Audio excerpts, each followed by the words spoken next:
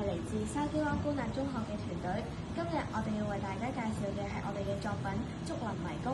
我哋觀察到近年老人家嘅人口不斷向上增長，而當中大部分嘅老人家就不斷都係有一啲眼力同手力不協調嘅一啲疾病，所以我哋希望通過呢個模型去令佢哋可以鍛鍊到自己嘅手眼協調能力。我哋呢個設施遊戲啊，佢就係點樣開始玩？首先你撳呢個 A 掣，咁佢就會開始遊戲啊。咁當你個波碌到去指定嘅位置，咁佢就會加1分。但當你碌去第二個地方，就有機會減1分㗎啦。咁當你將佢碌到去終點為止啦，咁佢咧就會顯示你係用咗幾多秒去完成嘅。咁如果你嚟唔切睇嘅話，你撳翻個 B 掣，佢就會顯示翻你究竟用咗幾多秒去完成呢個遊戲。好啦，咁唔該晒頭先同學咁樣講啦。之後我而家就嚟介紹下佢嘅玩法啦。首先我哋會有一個導電體嘅波啦，我哋就可能就擺喺 Start A 度。然之後我哋撳 Micro B 嘅 A 掣，佢就會開始計時。然後我哋可以見到個地圖裏面有減號有加號，咁我哋就要開始運作呢個機啦。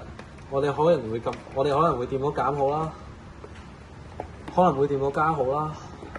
然後我哋要闖關啦，可能要撳加號啦。然後可能亦都會撳到減號啦，然後最尾我哋就會衝線。至於衝線之後要點做呢？我哋就要撳呢個 B， 之後佢就會 show 我哋嘅最終成績出嚟。例如呢度我哋係用咗30幾秒啦。至於呢個係點樣運作嘅呢？我哋就用咗呢個編程。首先就係呢個我哋開始嘅時候啦，通電嘅時候我哋就會顯示呢啲嘢。然後呢，當我哋想開始嘅時候呢，我哋就會撳 A 啦。咁撳完 A 嘅時候，所有嘢都會 reset 啦。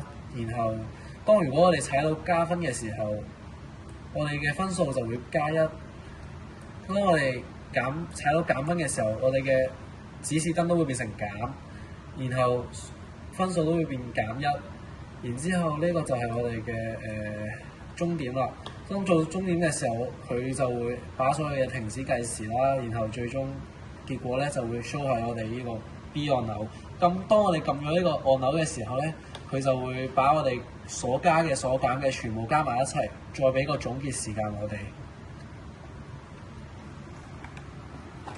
然後大家就可以，我而家介紹下我哋嘅製作過程啦。首先我哋製作之前，我哋就已經諗過佢嘅牆係點樣整出嚟啦。之後我哋把呢個加減點擺喺邊個位啦。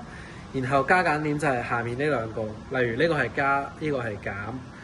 咁我哋亦都為咗呢個，我哋特登走去研究呢個閉合電路啦，因為我哋始終要計呢個加減分。就例如呢個係我哋個作品裏面嘅其中一個地方。而假如呢度係有個 Micro B 喺度啦，咁如果當我哋粒波經過嘅時候，佢就會形成咗一個閉合電路，所以就會有呢個加減分嘅效果。